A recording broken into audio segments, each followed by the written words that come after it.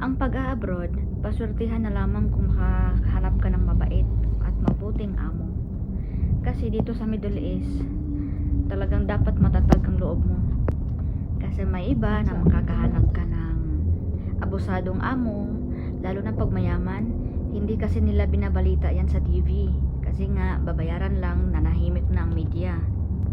Kagaya sa nangyari dito, na anak ng king, isang prinsipe, umalis yung katulong na babae. So ang ginawa nilang naging katulong ngayon is yung driver nilang lalaki na Pilipino. Lumabas yan sa Rafi Tulfo, pero hindi talaga yan binalita dito sa buong Saudi Arabia. King siya, anak ng king, isa siyang prinsipe dito sa Saudi Arabia. Kaya nga, kung ang may mga, di natin masasabi na sobrang strict, walang nagkakasala dito. Meron pa rin mga Muslim na nagkakasala, pero dahil sa sobrang yaman, kasi nga anak siya ng king dito sa Saudi, prinsipe siya dito sa Saudi, kaya hindi siya lumabas sa media.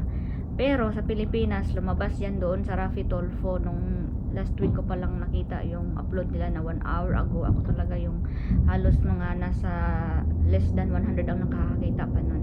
Pero dito never yan binalita. Kaya pasortihan na lang talaga ang pagiging OFW dito sa bansang yung sa Gulf country, bansa sa Arabo.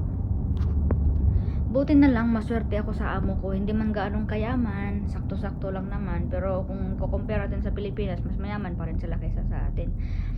Pero sa bansa nila, sila yung hindi masyadong mayaman, nasa middle lang, pero sobrang bait, mayaman sila sa ugali nila.